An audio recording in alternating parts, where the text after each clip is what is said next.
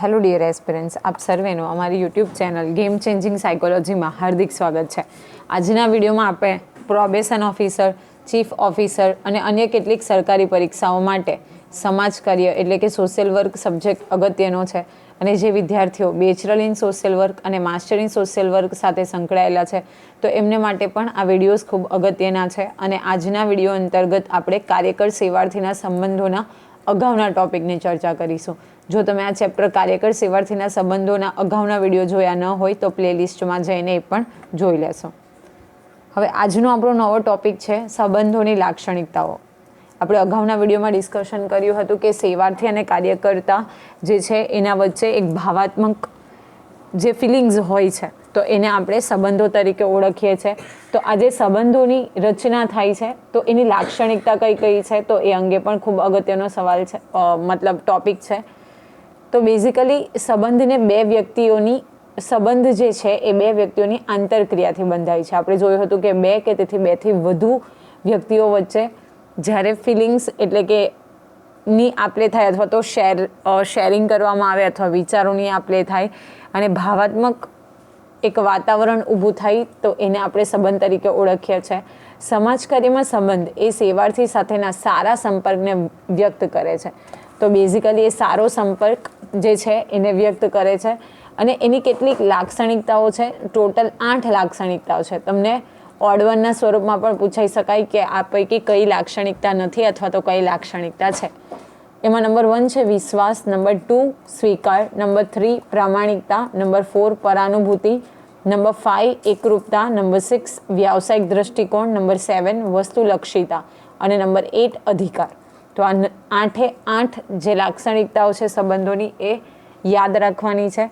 વિશ્વાસ, સ્વીકાર, પ્રામાણિકતા, પરાનુભૂતિ, એકરૂપતા, વ્યાવસાયિક દ્રષ્ટિકોણ, વસ્તુલક્ષીતા અને અધિકાર. આ જે છે બેઝિકલી એ સંબંધોની લાક્ષણિકતાઓ છે. વૈયક્તિક સેવા કાર્ય પદ્ધતિમાં કાર્યકર સેવાર્થીનો સંબંધ જ તમામ પ્રક્રિયાનું માધ્યમ છે. આપણે અગાઉના વિડીયોમાં પણ ચર્ચા કરી હતી કે કાર્યકર અને સેવાર્થીનો સંબંધ જે છે એ તમામ પ્રક્રિયાનું માધ્યમ છે. કાર્યકરની સફળતા સેવાર્થી સાથેના વિશ્વાસયુક્ત બંધન ઉપર આધારિત છે. કોઈ પણ કાર્યકર હોય એની સફળતા શેની ઉપર આધારિત છે તો સેવાર્થી સાથેનો જે વિશ્વાસયુક્ત સંબંધ છે, કેવી રીતે વિશ્વાસ એટલે કે ટ્રસ્ટથી જે રિલેશન ક્રિએટ થયું છે, એક રેપો એસ્ટાબ્લિશ થયો છે એની ઉપર આધારિત છે. કાર્યકરના સેવાર્થી સાથેના મજબૂત સંબંધો સમસ્યા સમાધાનમાં ખૂબ અગત્યની ભૂમિકા ભજવે છે. વૈયક્તિક સેવા કાર્યમાં મધુર સંબંધ એટલે કે રેપો સ્થાપન દ્વારા જ સહાયતા કરવામાં આવે છે. જો જે વ્યક્તિગત સેવા કાર્ય છે એના જે સંબંધો છે એ મધુર હોવા જોઈએ એટલે કે ટ્રસ્ટવર્ધી હોવા જોઈએ અને તેના દ્વારા જ સહાયતા કરવામાં આવે છે. કાર્યકર પોતાની આવડતનો કુશળ ઉપયોગ કરીને સેવાર્થી સાથે સંબંધ સ્થાપિત કરે છે. તો આ પણ અગત્યનું છે કે પોતાની જે સ્કિલ છે, આવડત છે, એક્સપિરિયન્સ છે તો એનો ઉપયોગ કરીને સેવાર્થી સાથે સંબંધ સ્પષ્ટ કરે છે, સ્થાપિત કરે છે. સેવાર્થીની સમસ્યા અધ્યયનમાં પણ વિવિધ પાસાઓ માહિતી મેળવવા તેનો ઉપયોગ કરે છે. તો આ જરૂરી છે કે વિવિધ જે પાસાઓ છે તો એનો માહિતી મેળવવા માટે ઉપયોગ કરવામાં આવે છે. ગુપ્તમાં ગુપ્ત માહિતી સેવાર્થીના હૃદયમાંથી કઢાવવામાં પણ મધુર સંબંધ ખૂબ અગત્યની ચાવી છે. જો જેટલો ટ્રસ્ટ હશે, જેટલા સંબંધ મજબૂત હશે, મધુર હશે તો સેવાર્થીના હૃદયમાંથી એટલે કે ગમે એવી પર્સનલ મેટર હશે અથવા તો ગમે એવી સેન્સિટિવ મેટર હશે તો એની પણ ઇન્ફોર્મેશન કાર્યકર્તા મેળવી શકે છે. સેવાર્થીના સમાયોજન તથા સમસ્યા નિરાકરણ માટે આ સંબંધના માધ્યમથી જ સારવાર પ્રક્રિયા કરે છે. અને કાર્યકર સેવાર્થીના જે સંબંધ આપણે 8 લાક્ષણિકતા જોઈ તો એ વિશે આપણે ટૂંકી ચર્ચા કરીએ. તો સૌપ્રથમ છે વિશ્વાસ. કાર્યકર સેવાર્થી વચ્ચેનો સંબંધ વ્યાવસાયિક હોય છે. આપણે અગાઉના વિડીયોમાં પણ જોયું હતું, તમારે યાદ રાખવાનું છે વન લાઇનર તરીકે એ વ્યાવસાયિક હોય છે. ઓકે, પૂછાઈ શકે સામાજિક હોય છે, આર્થિક હોય છે, વ્યાવસાયિક હોય છે તો વ્યાવસાયિક હોય છે. છતાં પણ માનવીય ભાવનાઓ સાથે સંકળાયેલ હોવાથી કાર્યકરમાં સેવાર્થીને વિશ્વાસ ઊભો થાય એ જરૂરી છે. અને વિશ્વાસ સંપાદન કરવા માટે કાર્યકરે સેવાર્થી સાથેની પ્રથમ મુલાકાતથી જ તેની સમસ્યામાંથી તેને બહાર કાઢવા અને મદદ કરતાની ભૂમિકા અદા કરવી પડે છે.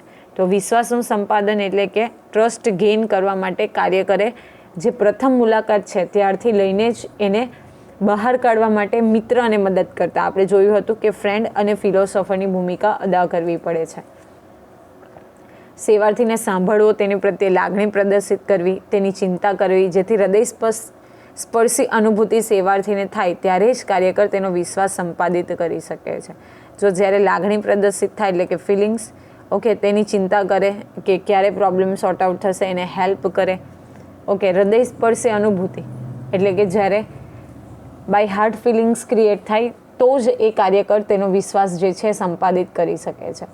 કાર્યકર સેવાર્થીનું કલ્યાણ ઈચ્છે છે અને તેના માટે કાર્યકર તમામ પ્રયાસો કરે છે. સંસ્થાના સાધનો, સુવિધાઓની સેવાર્થીઓ માટે વ્યવસ્થા ગોઠવે છે, જેથી સેવાર્થીને ખાતરી થાય કે કાર્યકરને તેની પરવા છે. સેવાર્થી પ્રત્યેની કાર્યકર સેવાર્થીનો વિશ્વાસ સંપાદન કરી શકે છે. એનું કલ્યાણ ઈચ્છે છે, એટલે કે ઇન શોર્ટ એનો જે પ્રોબ્લેમ છે એનું નિરાકરણ એ ઈચ્છે છે. એટલા માટે કાર્યકર તમામ એફર્ટ્સ એટલે કે દરેકે દરેક પ્રયાસ કરે છે. સંસ્થા જે તે સંસ્થા પાસે મદદની અપેક્ષાએ જે સેવાર્થી ગયો છે તો એના જે સાધનો છે, રિસોર્સિસ છે, એનો ઉપયોગ કરે છે. સુવિધાઓ છે એના માટે વ્યવસ્થા ગોઠવે છે અને એટલા માટે સેવાર્થીને એવી ખાતરી થાય છે કે કાર્યકરને તેની પરવા છે, ઓકે, તેની કેર કરે છે. અને આવી રીતે સેવાર્થી પ્રત્યે જે કાર્યકર છે એ વિશ્વાસ સંપાદિત કરી શકે છે. નંબર 2 જોઈએ, સ્વીકાર.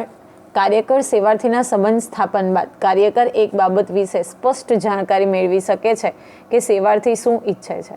ઓકે, જ્યારે એક રેપો એસ્ટાબ્લિશ થાય ત્યાર પછી કાર્યકર એક બાબત વિશે ચોક્કસ માહિતી મેળવી શકે અને એ છે કે સેવાર્થી શું ઈચ્છે છે, એની શું વિશ છે. સમસ્યા સારવાર અંગે કયા સાધનો કે કઈ સેવાઓ ઉપયોગમાં લેવા માંગે છે, તેની જરૂરિયાત કઈ છે, એને કઈ સેવાઓની ઉપયોગિતા એ લેવા માંગે છે, સાથે સાથે એની રિક્વાયરમેન્ટ્સ કઈ છે. કાર્યકર દ્વારા સારવારની યોજના માટે સેવાર્થીની અપેક્ષાઓ કઈ સીમા સુધી પૂર્ણ કરી શકીએ. જો જે એની અપેક્ષા છે તો એ કેટલા હદે એની અપેક્ષા જે છે એ પૂર્ણ કરી શકાય એમ છે, કેટલી હદે પ્રશ્નનું નિરાકરણ લાવી શકાય છે, તો એ અંગેની માહિતી મેળવે છે. અને કઈ જરૂરિયાતો પૂર્ણ થઈ ગઈ છે, કેટલી બાકી છે, તે દિશામાં આગળની કાર્યવાહી કરવી જોઈએ. ઓકે, કોઈ પણ પ્રોબ્લેમ છે તો એ અમુક ટકા સોલ્વ થઈ ગયો છે અથવા તો કઈ જરૂરિયાતો પૂર્ણ થઈ ગઈ છે અને હવે કઈ જરૂરિયાતોની પૂર્તિ કરવાની બાકી છે, તો એ દિશામાં આપણે આગળ વધવું જોઈએ. આ માટે કાર્યકર સેવાર્થીનો સંબંધ મધુર હોય તો સેવાર્થીની નાનામાં નાની અપેક્ષાઓ પણ કાર્યકર સમજી શકે. તો એક પ્રકારનો સારો સંબંધ હોય, મધુર સંબંધ હોય, પ્રોપર ભાવનાત્મક સંબંધ જો જળવાયેલો હોય તો એ નાનામાં નાની અપેક્ષા કાર્યકર સમજી શકે છે. અપેક્ષા કે ઈચ્છા પૂર્તિથી સમસ્યા સમાધાનને ગતિ મળે છે. સેવાર્થીનો સંપૂર્ણ સ્વીકાર એટલે કે કોઈ વ્યક્તિને શરત વગર ચાહવું એવો અર્થ થાય છે. સેવાર્થી જેવો છે તેવો તેને સ્વીકારવો એ કાર્યકરની પ્રથમ ફરજ છે અને પૂર્ણ સન્માન આપવું આ પ્રકારની સ્વીકૃતિથી જ સંબંધ બંધાય છે અને લાંબા સમય સુધી ટકી રહે છે. તો આપણે અગાઉ પણ જોયું હતું કે સ્વીકારિતાનો સિદ્ધાંત. જે કોઈ સેવાર્થી આપણી પાસે આવે છે એ કોઈકને કોઈક ભૂલ કરી છે તો એને કારણે પ્રોબ્લેમમાં છે, તો એ જેવો છે તો તેવો એનો સ્વીકારવો એ કાર્યકરની સૌપ્રથમ ફરજ છે. સાથે સાથે એને સન્માન આપવું એટલે કે એનું રિસ્પેક્ટ કરવી, આદર આપવું, અને એ બધી જ વસ્તુનો આપણે જ્યારે સ્વીકાર કરીએ તો જ એક રેપો જે છે એસ્ટાબ્લિશ થાય છે અને લોંગ રન સુધી આ જે સંબંધ છે એ જળવાઈ રહે છે. સેવાર્થીઓની અપેક્ષાને જાણવી, સમજવી અને તેને વ્યવહારો આપીને પૂર્ણ કરવી તે કાર્યકર સેવાર્થીના સંબંધમાં વિશ્વાસનો વધારો કરે છે. આ જ વિશ્વાસથી કાર્યકર સેવાર્થીના વર્તન વ્યવહારમાં પરિવર્તનમાં મદદ કરે છે અને આમ સેવાર્થીનો સંપૂર્ણ સ્વીકાર કરીને કાર્યકર સેવાર્થીની સારવારમાં મહત્વની સહાયતા પ્રદાન કરે છે. ઓકે, એની અપેક્ષાઓને જાણવી, એને સમજવી, ઓકે, એને વ્યવહારો આપવો એટલે કે એને પ્રેક્ટિકલ નોલેજથી એપ્લાય કરવી અને તે પૂર્ણ કરવી. અને જો એ પૂર્ણ થાય તો ધીરે ધીરે જે સંબંધ છે એમાં વિશ્વાસનો વધારો થાય છે અને આવી રીતે જે સેવાર્થી છે એનો સંપૂર્ણ સ્વીકાર, જેવા છે એવો સ્વીકાર કરીને સેવાર્થીની સારવારમાં મહત્વની સહાયતા આપે છે તે અથવા તો મહત્વનું યોગદાન ભજવે છે. હવે જોઈએ પ્રામાણિકતા. તો વૈયક્તિક સેવા કાર્યમાં જોડાયેલા કાર્યકરના વ્યક્તિત્વમાં પ્રામાણિકતા તેના જીવનનું અભિન્ન અંગ હોવું જોઈએ, કારણ કે તે સામાન્ય માનવથી અલગ છે. તેનો વ્યવસાય અને તેની કામગીરી અન્ય વ્યવસાયો કરતાં ભિન્ન છે. તેની ભૂમિકા પણ અલગ છે. આમ કાર્યકરે પ્રામાણિકતાનું આભૂષણ પહેરીને જ કાર્ય સફળતા મેળવવાની હોય છે. Okay, honesty. તો બેઝિકલી સેવા કાર્યમાં જે કોઈ કાર્યકર સંકળાયેલું છે તો એ ઓનેસ્ટ હોવો જોઈએ, કારણ કે બીજા માનવીથી તેનો જે વ્યવસાય છે, એની કામગીરી છે એ ભિન્ન છે. સાથે સાથે એનો જે રોલ છે, એની ભૂમિકા છે એ પણ ભિન્ન છે. તો કાર્યકરે પોતે પ્રામાણિક છે એવું આભૂષણ પહેરીને, એટલે કે પ્રામાણિકતાનો ગુણ સ્વીકાર કરીને જ કાર્ય સફળતા મેળવવાની રહે છે. સેવાર્થી સમક્ષ તેણે ખુલ્લી કિતાબ જેવું બનવું પડે છે, એટલે કે ઓપન બુક, એકદમ દિલ ખોલીને વાત કરવી પડે છે. કાર્યકર પોતાની ભાવનાઓને, પ્રતિક્રિયાઓને છુપાવતો નથી. પોતાના શબ્દો અને હાવભાવ દ્વારા એક જ વાત કહે છે. તે સેવાર્થી અનુભવવો જોઈએ. ઓકે, એ જે વાત કરે છે, ઇન શોર્ટ કે પ્રોબ્લેમ સોલ્વ કરવાની, તો એ સેવાર્થીને એનો અનુભૂતિ થવી જોઈએ, એ સમજવું જોઈએ. આ મન, વચન અને ક્રિયા દ્વારા એક જ રહેવું એ કાર્યકરની પ્રામાણિકતાનું પ્રમાણ છે. ઓકે, એના મનથી, એનું વચન એટલે કે જે બોલે છે એ, અને જે ક્રિયા એટલે કે જે પ્રકારે સ્ટેપ્સ લે છે, તો એ બધું એક જ પ્રમાણેનું હોવું જોઈએ. આ માટે કાર્યકરે પોતાની ભાવનાઓ, પૂર્વગ્રહો એટલે કે પ્રેજ્યુડાઇઝ, આવેગો, ઇમોશન્સ, ઈચ્છાઓ, વિશેષ કાબૂમાં રાખવી જોઈએ, યોગ્ય નિયંત્રણ રાખવું જોઈએ અને સેવાર્થી સાથે સંપૂર્ણ પ્રામાણિકતાપૂર્વક વર્તવું જોઈએ. તો આ પણ ઇમ્પોર્ટન્ટ છે કે પોતાની ભાવનાઓને કાબૂમાં રાખવી જોઈએ. જે પૂર્વાગ્રહો હોય કે આ વ્યક્તિ તો આવી જ હશે, તો એ પૂર્વાગ્રહો દૂર કરવા જોઈએ. એના આવેગો, ઈચ્છાઓ, આ બધી વસ્તુઓનું નિયંત્રણ રાખવું જોઈએ અને પ્રામાણિકતાપૂર્વક વર્તન કરવું જોઈએ. નેક્સ્ટ છે પરાનુભૂતિ. તો પરાનુભૂતિ એક એવી શક્તિ છે કે કુશળતા છે જેને અભ્યાસ દ્વારા વિકસિત કરવામાં આવે છે. તો આ જે બેઝિકલી છે અભ્યાસ દ્વારા શીખી શકાય છે પરાનુભૂતિ. કાર્યકર સેવાર્થીને સમજવાનો પ્રયત્ન કરે છે. સેવાર્થીની લાગણીઓ, આવેગો, તેની હતાશા, આનંદ વગેરેનો ઊંડાણપૂર્વક અનુભવ કરે છે. ઓકે, એની જે ફિલિંગ્સ છે, એના ઇમોશન્સ છે, ઓકે, ડિસ્પેર છે એટલે કે હતાશા છે, આનંદ, તો એનો ઊંડાણપૂર્વક અનુભવ કરે છે, જેથી તે સેવાર્થીની સંવેદનાને વધારે ગહેરાઈથી સમજી શકે છે. સેવાર્થી સાથેના આ રીતના તાદાત્મ્યથી સેવાર્થી જે કહે છે, અનુભવે છે, તેને સારા, ખરાબ, ખોટા વગેરે શબ્દોથી કાર્યકર કોઈ પ્રતિભાવ આપતો નથી અને તેની વાતોને ફક્ત એકાગ્રતાથી સાંભળે છે, અનુભવે છે. ઓકે, જે સેવાર્થી માટે જે સેવાર્થી કહે છે એને એ અનુભવે છે, ભલે એ સારો હોય કે ખરાબ, ખોટા હોય કે સારા વગેરે શબ્દોથી કોઈ પ્રતિભાવ નથી આપતો, પરંતુ એ જે વાતો કરે છે તો એને ફક્ત ને ફક્ત કોન્સન્ટ્રેશનથી સાંભળે છે, એનો અનુભવ કરે છે.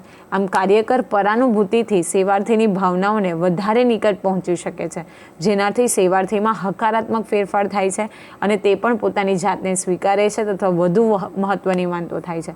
ઓકે, ધીરે ધીરે પરાનુભૂતિથી એના એક્સપિરિયન્સ બેઝથી એની ભાવનાઓ જે છે, ફિલિંગ્સ છે, એની વધુ નજીક પહોંચે છે અને જેને કારણે એ જે સેવાર્થી છે જે ગિલ્ટી ફીલ કરે છે, તો એ પણ ધીરે ધીરે પોતાની જાતને સ્વીકારતો થાય છે અને વધુ મહત્ત્વ એનું પણ છે એવું માનતો થાય છે.